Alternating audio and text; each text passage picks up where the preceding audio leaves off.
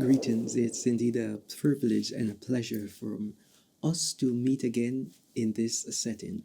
Today, I want us to consider the RH blood group system. Yes, you heard that correctly, the RH blood group system.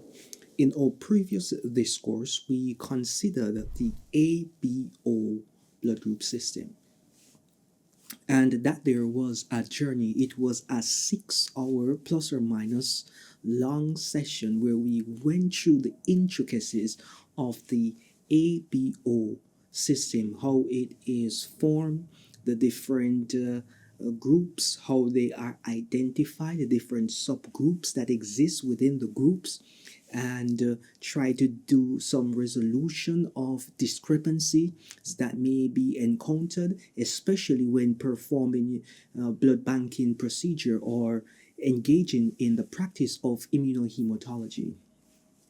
I know that there was one person who asked a question to which I will respond in a timely manner as soon as it is pertinent and prudent to do so.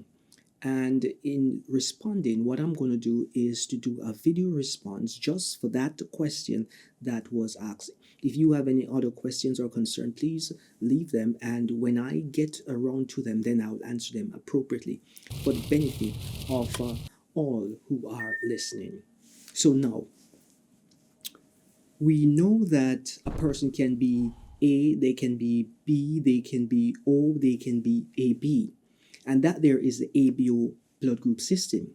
But we also know and understand and appreciate that a person can be that positive or negative.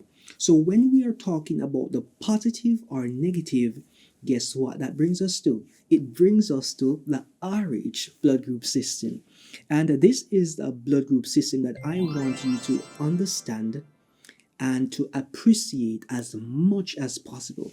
So the ABO is one of the group that I want you to have intimate and intricate knowledge about, along with the RH blood group, because when we say someone is A positive, we have to know how the genetics came about to determine that this person was A, and how now is this person positive and not negative. So we need to have a complete understanding of that.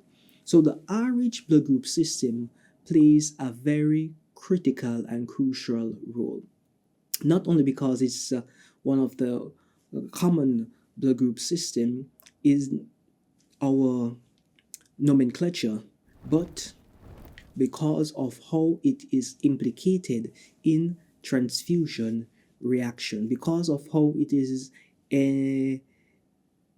involved in hemoblastosis fetalis or hemolytic disease of the newborn, because of how it is involved in different maladies that affects the body.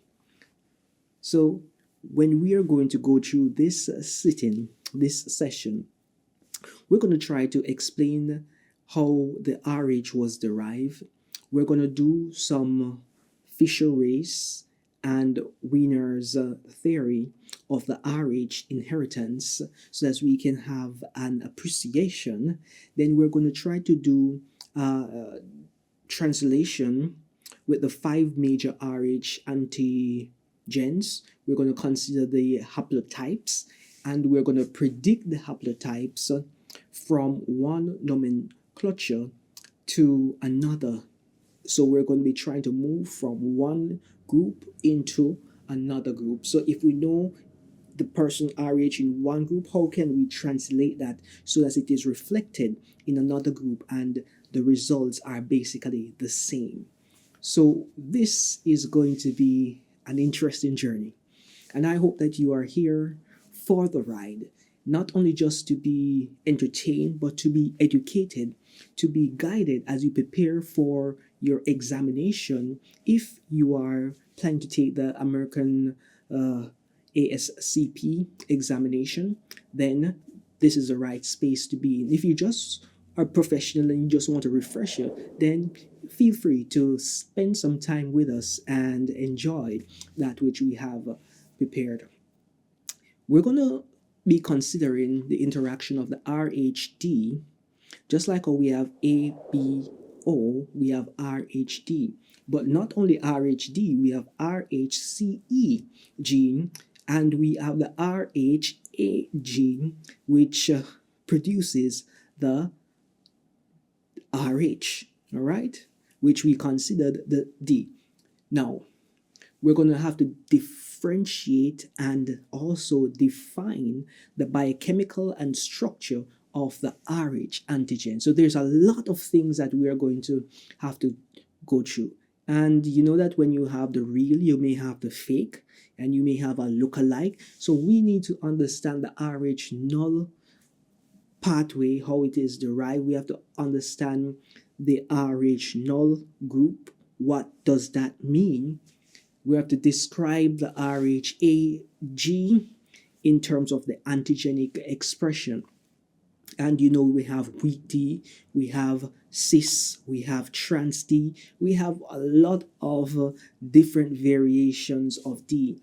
And then we are going to have to look at the meat of the matter of the meat that you came here to devour, which is the RH antibodies, not only just the antibodies by itself, but we have to examine and describe the risk of the RH in terms of the hemolytic disease of the newborn, because we know and understand that depending on the RH of the child and the RH of the mother, if there is some incompatibility, there is a likelihood that the mother may evoke or elicit a response against the RH that the child has, and then that there would cause the body to go into a fight mode, which would terminate a pregnancy. So we have to understand why it is that we have to give the ROGAM. So yes, all of these things are very important. And you're saying, but I thought that we were just going to talk about the RH blood group. Yes, we're just going to be talking about the RH blood group. And this is where it starts from. We have to have a framework as to what we need to examine, what we need to go through, so that we can have a complete understanding. And you know that sometimes you go to the hospital and they ask you what is your ethnicity. That there plays a important role, just as how your ethnicity plays an important role in determining your ABO and the prevalence of occurrence and the likelihood. So too, in the RH blood group system, your ethnicity gives a probability of the genotype that can be expressed. So when you go to the hospital or to a physician or to a laboratory and they are asking for ethnicity, don't feel that they're trying to discriminate against you. In this sitting, it is not about discrimination. It is about making an informed decision as to the best course of action for treatment and for therapy, so that you can get the best result possible. All right, so that there is it in a nutshell. But before we get into that, I just want you to know that the RH blood group is highly complex. It is highly complex, but even though it is complex, we are going to simplify it so that each individual can have a grasp and appreciation for it. And this blood group has alloimmunization to the RH blood group antigen, which can complicate or be complicated in transfusion reactions and also pregnancy. It is imperative for us to have a basic understanding of RH and RHD typing, because this is a critical component in the pre-transfusion and the prenatal testing. The term RH refers to the specific red blood cell, RBC, antigen, which is the D, and to the complex blood group system currently composed of about 61 different antigenic specificities. All right, so we have a way to go.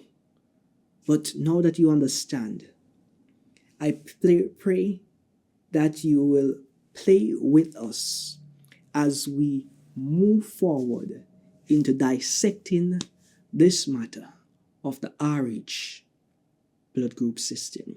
And after we have done that RH blood group system, we're going to go into the other minor groups, some clinically significant, some not so clinically significant, but they are important for us to have a grasp of, especially when we're trying to do antibody identification procedures. So thank you very much for considering to join us as we continue our journey. Until we meet again, this is your professor signing out.